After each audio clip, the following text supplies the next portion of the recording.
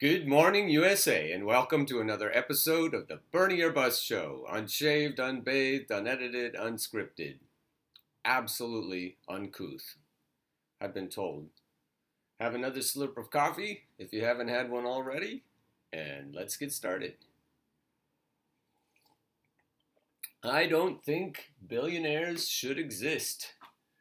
The hullabaloo today is about the wealth tax, comparing Bernie Sanders' wealth tax to Elizabeth Warren's wealth tax, and also just the idea about billionaires, whether they should exist or not. I found a new friend here. His name is Christos Aivalis, and he's a bright young voice here, and let's start with him. Bernie Sanders wants to end the existence of billionaires because he feels that billionaires have too much social and political and cultural power in our society and that their wealth distorts democracy. And Bernie Sanders is right. So his wealth tax is the start of a movement towards a future without billionaires. Bernie Sanders noted this broad plan in the New York Times today. Bernie was asked, you have this wealth tax. It starts off relatively small, only 1% on, very wealthy people, and then ramps up quite heavily to the uber wealthy, those with, $10 billion or more. It ramps up to about 8% of wealth per year. And, the goal of the plan is to, over the next 15 years, cut the wealth of billionaires in half. And somebody asked, Bernie, do you want to end billionaires? And he said, yes. He says, this won't get me there. This won't get us there, right away. It'll take some time. But Bernie Sanders believes that at the end of the day, in the broad future, America should be a country without billionaires because billionaires are unhealthy for the social and economic and political life of a country. That's Bernie Sanders' belief. And this is a crucial way to approach it. The wealth tax is tiered in a more direct way than Elizabeth Warren's. Elizabeth Warren has a strong wealth tax, but it doesn't ramp up to quite the same level. It doesn't really attack wealth in the same fundamental way. So for both Bernie Sanders and Elizabeth Warren, the wealth tax is a good thing, and they both approach it as a way to fund programs and deal with, massive levels of inequality. But Bernie's plan is much more foundational, or put another way, strikes at the foundation much more directly. It really does try to end billionaires. And it won't get us there right away, but it does eventually. I don't think Elizabeth Warren's plan is to end billionaires. Her plan is to build a more equal society, and it's admirable. As I've noted, I don't want my support of Bernie Sanders to be seen automatically as a rejection of Elizabeth Warren. That's where we have to stop. And I'll do a little search here. Elizabeth Warren's multi-billionaire donors: Bill Gates, Amy Goldman, Laurene Powell Jobs, Henry Laufer, Chaim Saban, George Soros, Steven Spielberg, Thomas Steyer. Most of these multi-billionaires also gave to Hillary Clinton. None have donated to Bernie Sanders. So now let's look at Jimmy's take on Elizabeth Warren. This just came out. For every stupid trick that Donald... He just said Elizabeth Warren falls for every stupid trick. All he had to do was say Elizabeth Warren, and his audience in Seattle said Trump. You guys are more radical than I am. How can that be? I mean, I'm radical. So Donald Trump got her to say this. I am not a person of color. I am not a citizen of a tribe. What? Really? I love to put my little Rachel in there. Rachel always says that. What? Really?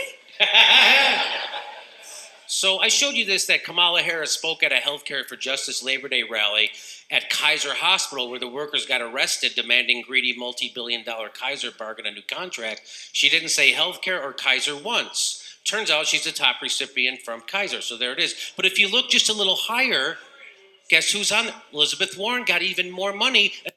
Let's look at that. So we've got Kamala with 13,000. Looks like Elizabeth Warren has, if I can read it right, 15,000. Beto O'Rourke has 38,000. Okay, let's stop there. As fun as Jimmy is, you should go watch this one yourself. I don't want to replace Jimmy. There's no replacing Jimmy. God bless you, Jimmy. All right, so let's go to this article on defense spending. Warren takes care of defense spending, defense business back home. Elizabeth Warren, standing as a liberal warrior immune to the influence of big business, hasn't stopped her from pushing the interests of major defense contractors back home. Warren has fought to stop the Army from shifting funds away from a Massachusetts-built communications network to pay for unanticipated costs associated with the war in Afghanistan. The biggest beneficiary of her help in Massachusetts is Raytheon. This article is in 2015, and here are some quotes from defense contractors. Anonymous quotes. Some are anonymous. This one is from Joseph Donovan, a Boston-based defense lobbyist with Nelson, Mullins, Riley, and Scarborough, and a former aide to then-Governor Mitt Romney. He says, I have seen the senator and her team take a very active role in defense matters in Massachusetts. I have been in roundtables that her office has organized with major defense contractors and small businesses. One local defense executive noted, it's no secret the industry in 2012 backed Warren's Republican opponent, Army National Guard veteran Scott Brown, explaining that Brown's seat on the Senate Armed Services Committee gave him a big platform. But, the executive said, Warren has made an effort to reach out to defense companies, including visits to Raytheon and General Dynamics facilities in her state, and there's certainly not an impression that she's adversarial to big-name contracting firms. The folks that work in our industry are just as much her constituents as anybody else is, said the anonymous executive. Raytheon, headquartered in Massachusetts, has a positive relationship with Senator Warren, and we interact with her and her staff regularly, said spokesman Michael Doble. In her first year in the Senate, she joined other members of the Massachusetts delegation in fighting proposed cuts to the Army's Warfighter Information Network Tactical Program, a battlefield communications network known as WIN-T, that the Government Accountability Office has cited for unplanned cost increases and performance deficiencies. The Pentagon was seeking to shift $128 million away from the program to pay for Afghanistan war costs, a reprogramming request that was blocked by the Congressional Defense Panels following a lobbying campaign orchestrated by General Dynamics. And Warren's support, according to Donovan, was crucial to that program. Another defense executive told Politico at the time that her advocacy for WIN-T was a big deal, given the fact that the industry was skeptical of her commitment to helping out home state defense firms. It was a very good step in the right direction, said another anonymous executive, so he could offer his candid thoughts on the senator. General Dynamics spokeswoman Lucy Ryan said Warren has supported programs that are important to the company, pointing to WIN-T, which again was not operationally feasible, and the Littoral Combat Ship, which has suppliers in the state. She's also lobbied for another GD program, Army Manpack radios. This is interesting about the radios. In a letter from a fellow Democrat, said the radios represent technology and acquisition success stories, despite the poor grades they'd received in combat tests and a controversial acquisition strategy that allowed just 2 vendors during the low-rate production stage, General Dynamics and Rockwell Collins. If you follow military industrial spending, those are some big names. Nonetheless, Warren and Cowan touted the program's dual manufacturing strategy that ensures that competition and flexibility are built into the program. Garbage speak. But the strategy actually restricted competition, and Pentagon leaders pressured the Army to revise it last year to allow more than just 2 companies to compete during the full rate production stage. Sounds like pork barrel. This is all just a long roundabout way to say pork barrel. It's local, but it's Raytheon. It's big defense spending.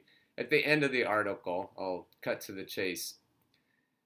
This is a quote by Elizabeth. Massachusetts helps keep our country safe. Holy shit. These companies aren't keeping anyone safe. They're bombing other people's brown people. We're bombing brown people. We're sending missiles. We're Obama-ing. This was in a 2013 op-ed. Massachusetts helps keep our country safe. That's how she looks at military spending? Really?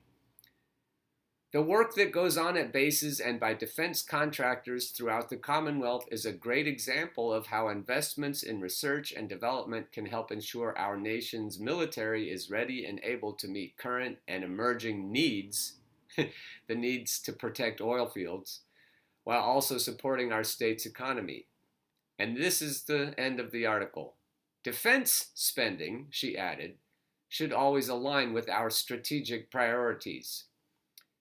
What are our strategic priorities? I guess big pharma and big oil, the military, everyone knows, is propping up oil, big oil. So there's Elizabeth on board with both of them, according to Jimmy and according to me. You can follow me around and you can figure out what Elizabeth is up to. What else is on my radar here? Oh, and what's neoliberalism and how it's killing you? If you want a basic approach to why Elizabeth Warren is a neoliberal, watch this one, What's Neoliberalism, the Jimmy Dore Show, and then watch everything that's wrong with Elizabeth Warren on the Jimmy Dore Show. Watch the whole thing. Watch both of the videos all the way. And if you could look your own children in the eye after that and tell them why you voted for Elizabeth Warren, then you've got big problems with your character. I'll leave you with that thought, but don't forget to tune in tomorrow. Keep watching. Keep your eyes right here, and we'll keep you apprised of the new shenanigans, because you can bet in the next few months we're going to have lots to tell you. Keep on burning.